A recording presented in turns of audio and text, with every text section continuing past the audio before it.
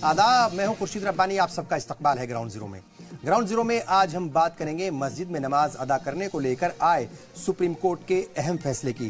दरअसल आज supreme court की 3 जजों की बेंच ने 1994 के सुप्रीम कोर्ट के फैसले पर मोहर लगाते हुए कहा कि इस मामले को अब आईनी बेंच के पास भेजने की कोई जरूरत नहीं है, यानी इस मामले को आईनी बेंच के पास भेजने से इनकार कर दिया। आपको बता दें कि 1994 के सुप्रीम कोर्ट के फैसले के मुताबिक मस्जिद इस्लाम का अटूट हिस्सा नहीं है। उस वक्त सुप्रीम कोर्ट ने कहा था कि हुकूमत अगर चाहे तो जिस हिस्से पर मस्जिद है उसे अपने कब्जे में ले सकती है। ये बात बाबरी मस्जिद के हवाले से कही गई थी। हालांकि 3 जजों की बेंच के एक जज जस्टिस नजीर ने चीफ जस्टिस दीपक मिश्रा और जस्टिस भूषण के फैसले से नाइत्तेफाकी जताते हुए अपनी अलग राय रखी और इस पूरे मामले को आईनी बेंच को भेजने की बात कही। ग्राउंड जीरो में आज आपको इस खबर के हर पहलू को तफसील से समझाएंगे, साथ ही अपने तज्जिया में आपको ये भी बताएंगे कि मुल्क की सियासत पर आज के फैसले का क्या और कैसा असर पड़ेगा।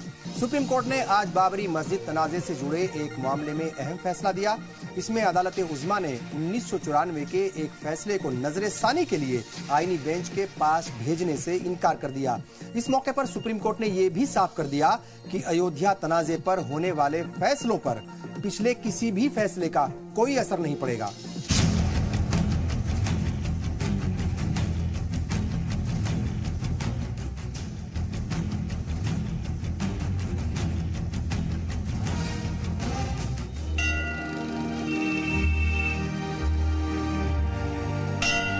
सुप्रीम कोर्ट ने मस्जिद में नमाज इस्लाम में लाजमी नहीं बताने वाले अपने पिछले फैसले को बरकरार रखते हुए इसे बेंच में भेजने से इनकार कर दिया है। जस्टिस अशोक भूषण ने फैसला सुनाते हुए कहा कि सभी मजहब और मजहबी मकामात का बराबरी से एहतराम होना चाहिए।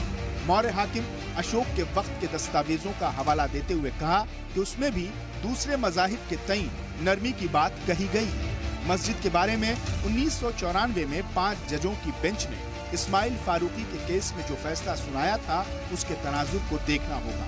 सुप्रीम कोर्ट ने 2-1 की अक्सरियत से ये फैसला दिया है। 1994 में भी माननीय उच्चतम न्यायालय ने इस प्रकार की अपनी व्याख्या की थी। जो जानबूझकर के देश के अंदर विवाद की स्थिति और न्यूसेंस क्रिएट करना चाहते हैं, वे लोग कहीं न कहीं इस मामले में रोड़े अटकाने का प्रयास कर रहे हैं। आज का माननीय उच्चतम न्यायालय का जो आदेश है वो बहुत महत्वपूर्ण है। 3 जजों की बेंच में शामिल चीफ जस्टिस दीपक मिश्रा और जस्टिस अशोक भूषण ने कहा कि ये केस राम मंदिर और बाबरी मस्जिद मामले से अलग है और उस मामले पर इसका कोई असर नहीं होगा। जबकि तीसरे जज जस्टिस अब्दुल नजीर ने कहा कि इसे बड़ी बेंच के पास जाना चाहिए। कोर्ट ने बाबरी मस्जिद की जमीन तनाजे पर कहा कि टाइटल सूट को अकीदत से नहीं जोड़ें। अकीदत से जोड़कर इस मामले को नहीं देखा जाएगा। हमारा मानना ये है कि आपने ये बात बगैर किसी रेफरेंस के कह दी, मतलब ये कि इसके पीछे ना तो कुरान की कोई दलील आपने पेश की, ना हदीस की कोई दलील पेश की, तो आप किस बुनियाद पे कह रहे हैं कि इस्लाम में मस्जिद जो है वो इसेंशियल पार्ट नहीं है फेथ का उनके। तो हमारा मानना ये है कि इसका असर तो पड़ेगा, यानी इस केस पे ना पड़े, जैसा कि यकीन दहानी कराई इन्होंने, लेकिन इसका असर तो आप मस्जिद के एक्वायर करने पे पड़ेगा। अब कहीं मस्जिद बनाना चाहेंगे लोग तो उस जमीन देने पे पड़ेगा। सुप्रीम कोर्ट के इस फैसले के बाद अहम मामले की समाअत का रास्ता साफ हो गया है। कोर्ट ने कहा है कि राम जन्मभूमि बाबरी मस्जिद तनाजे में टाइटल सूट पर 29 अक्टूबर से सुनवाई होगी। जानकारों की माने तो इस फैसले के बाद अयोध्या तनाजे पर सुनवाई की राह आसान हो गई है।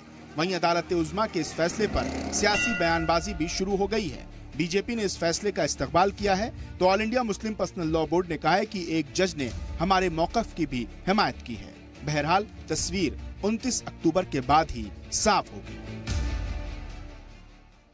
जो माहौल बनाने की कोशिश की जा रही है कि जैसे अक्टूबर में सुनवाई शुरू होगी तो 1 या 1.5 महीने में फैसला आ जाएगा, ऐसा मुमकिन नज़र अभी नहीं आता, क्योंकि हेयरिंग में जो चीज़ें आएगी और जो भी दलीलें और तर्क दिए जाएंगे उसमें लंबी सुनवाई होगी।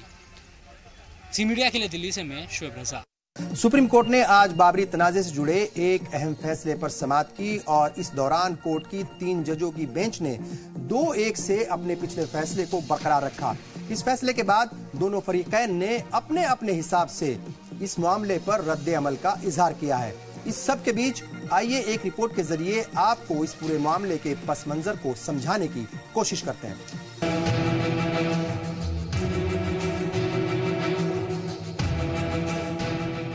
1994 के इस्माइल फारूकी मामले में मुस्लिम फरीकैन ने सुप्रीम कोर्ट के फैसले को गलत बताते हुए इस फैसले पर सुप्रीम कोर्ट की 5 रुकनी बेंच में फिर से गौर करने की अपील की थी। मुस्लिम पैरोकारों की दलील थी कि सुप्रीम कोर्ट ने मस्जिद को इस्लाम का अटूट हिस्सा न बताने का तबसरा बगैर किसी पड़ताल के किया था।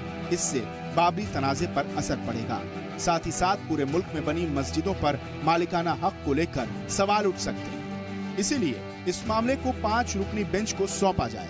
वहीं इस तनाजे पर हिंदू फरीकैन की दलील थी कि मस्जिद इस्लाम का अटूट हिस्सा है या नहीं, ये 1994 के फैसले से साफ है। इसलिए यह मामला बड़ी बेंच को न भेजा जाए। All India Muslim personal law board का कहना था कि इस्लाम में मस्जिद की खासी अहमियत है। 5 वक्त की नमाज जरूरी है।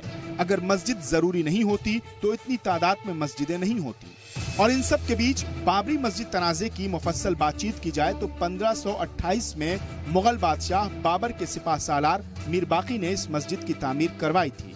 मस्जिद को लेकर तनाजे की शुरुआत तो 1853 से ही हो गई थी, लेकिन इस मामले ने तूल 1989 में पकड़ा, जब राजीव गांधी के वजीर आजम रहते मंदिर का ताला खोल दिया गया।